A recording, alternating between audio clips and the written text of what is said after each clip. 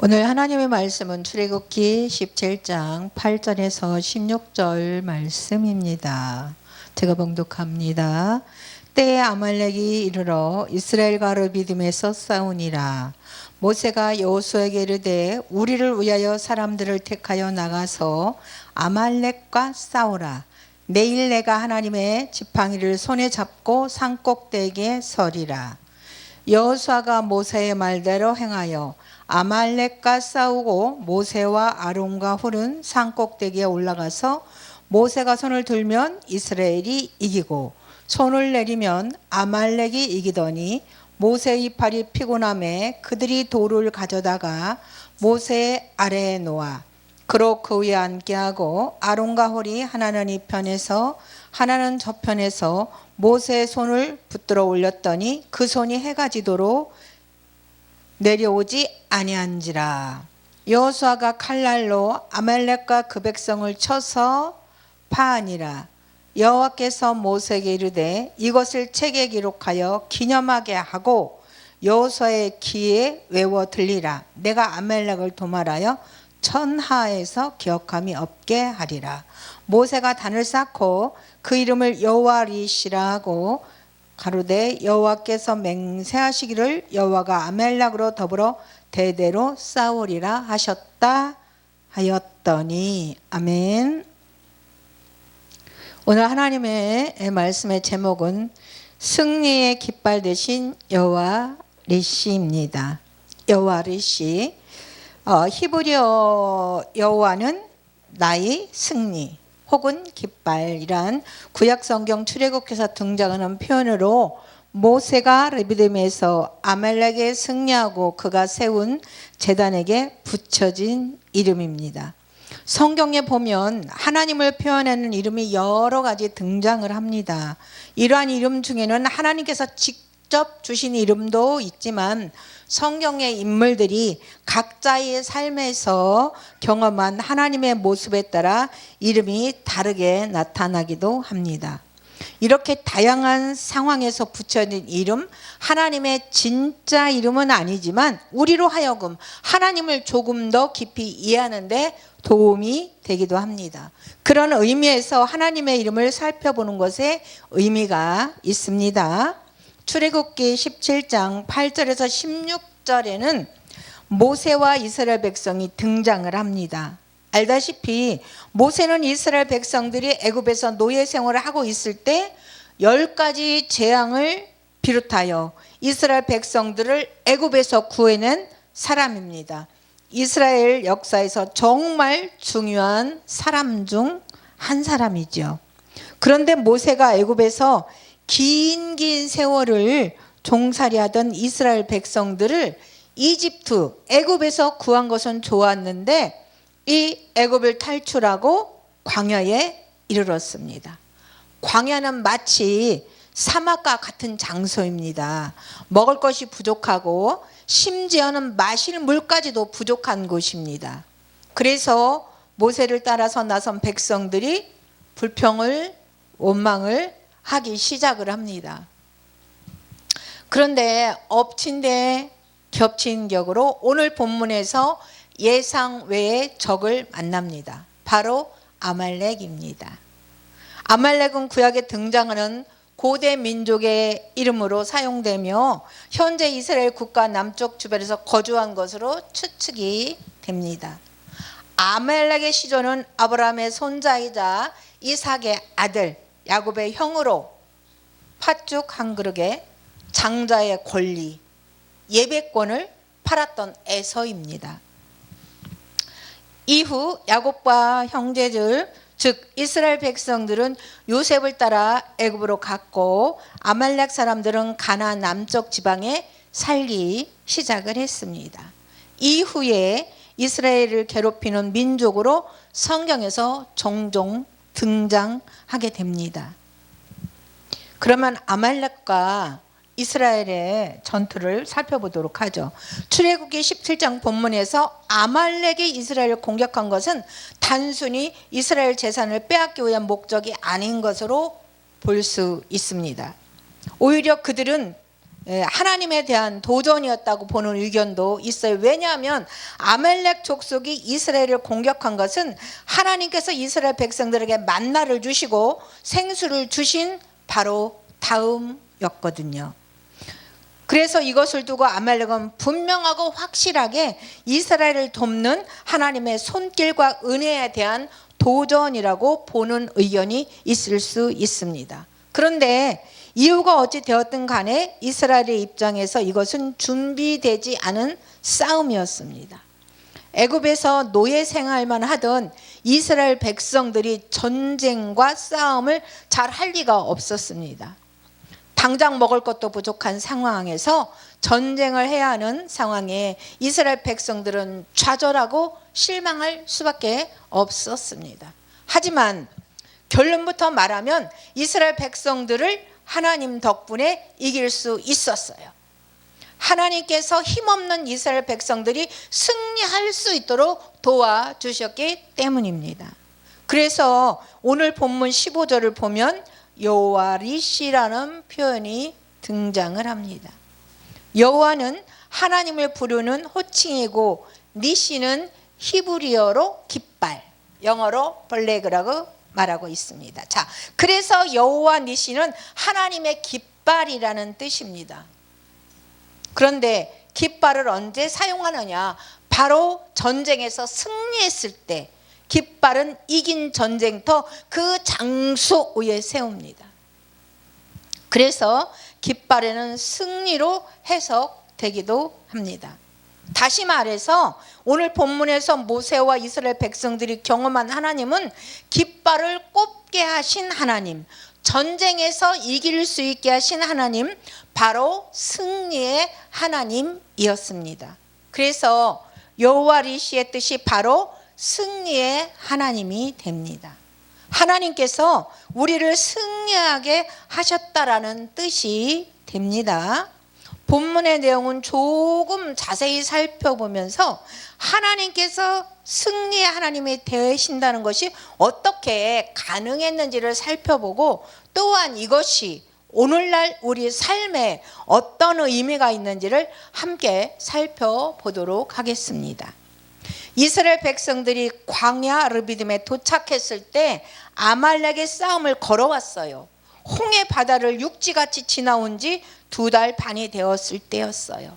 전쟁 경험이 한 번도 없는 이스라엘 백성들에게 참으로 어려운 순간이 찾아온 것입니다. 느닷없이 아말렉의 군대가 그들의 길을 가로막았어요. 전투로 길을 열어 나갈 수밖에 없게 되었습니다. 그러나 애초에 전쟁을 할 여력이 이스라엘 백성들에게는 전혀 없었습니다. 결과가 너무나 분명한 지는 전투였습니다. 아말렉 쪽은 전쟁에 이력이 난 부족인데 이스라엘 백성들은 오합지졸, 벽돌만 굽던 그런 상태에서 나왔어요. 이런 위기에 지도자 모세는 당시 젊은 리더자 여호사를 부릅니다. 그리고 이렇게 말을 합니다. 너는 사람들을 데리고 가서 아말렉이랑 싸워라. 나는 내일 하나님의 지팡이를 가지고 산 위에 올라가겠다. 모든 이스라엘 백성들이 10가지 재앙을 기적을 보고 모세 한 명을 믿고 애굽에서 나왔습니다. 그런데 여호수아에게 전장을 나가라고 하고 모세 자신은 산 위로 올라가겠다는 말이 마치 자신은 안전한 곳으로 피신하겠다는 말처럼 믿음이 없는 사람들한테는 들릴 수가 있다는 것입니다. 그런데 10절을 보시면 여호수아가 모세의 말대로 행하여 아말렉과 싸우고 모세와 아론과 훌은 산꼭대기에 올라가서, 아멘, 여호수아가 모세의 말을 따르고 아말렉과 싸우기 시작한 것을 알 수 있습니다. 그리고 그 시간 모세는 아론과 훌 그리고 2명을 데리고 산꼭대기로 올라갑니다. 거기서 무엇을 했냐면 손을 들었습니다. 이것은 하나님을 향해 기도를 했다는 뜻입니다.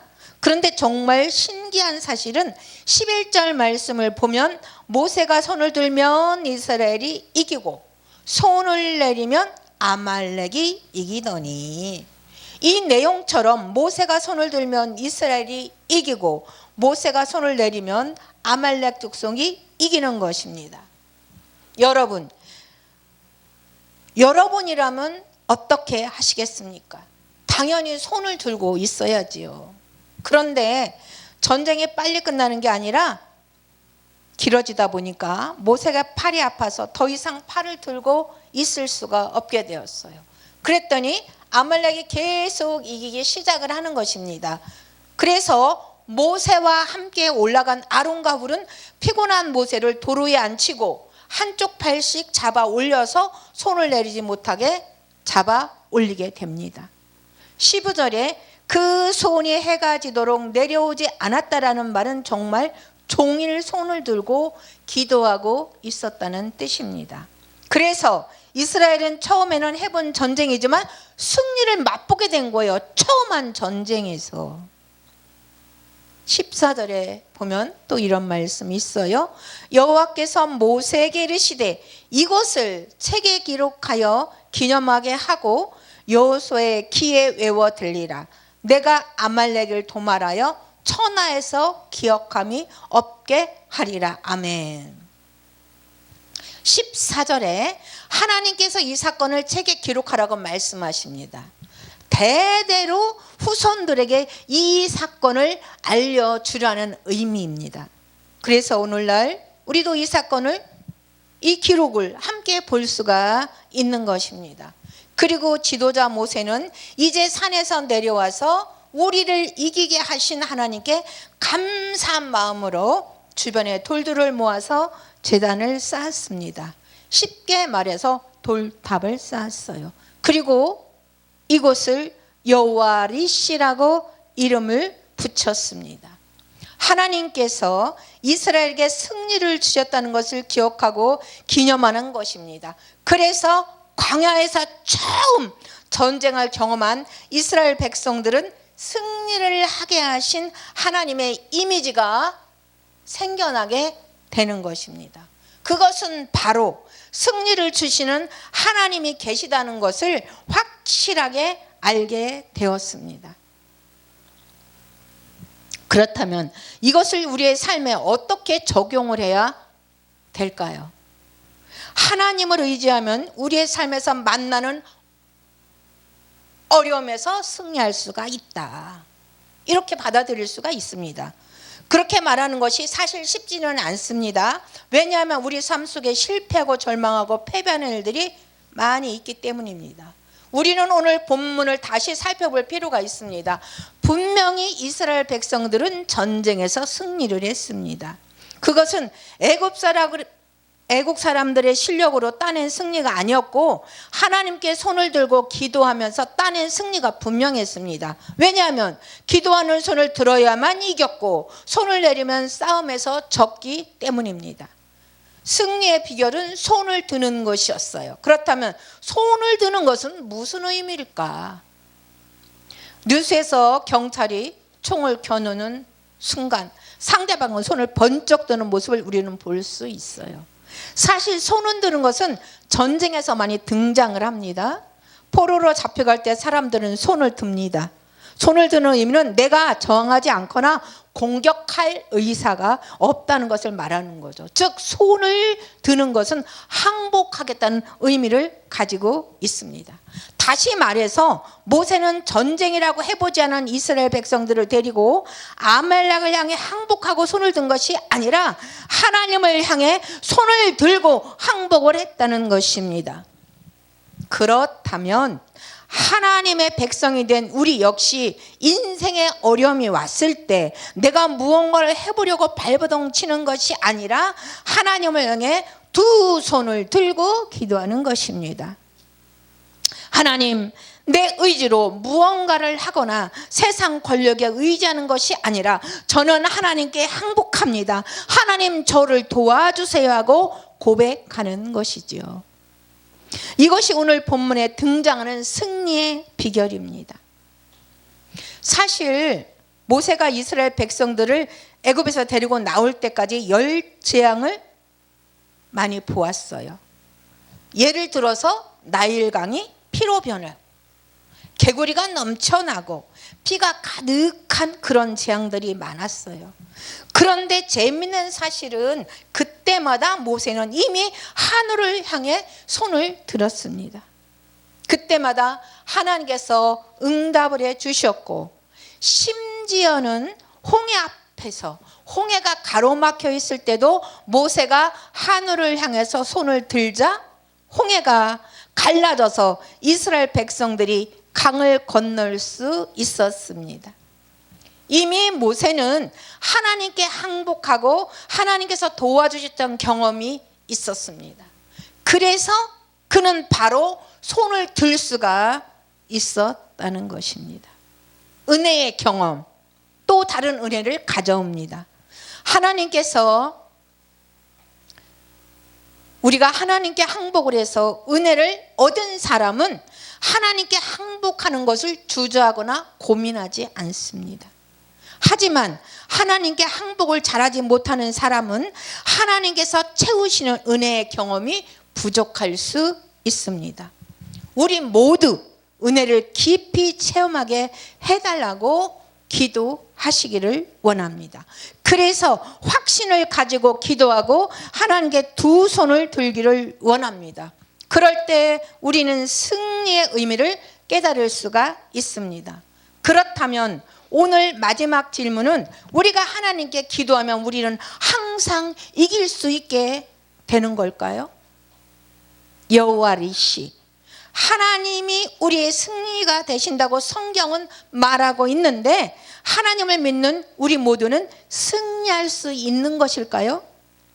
성경 속 역사를 보면 이스라엘이 항상 승리했다는 것은 아닙니다.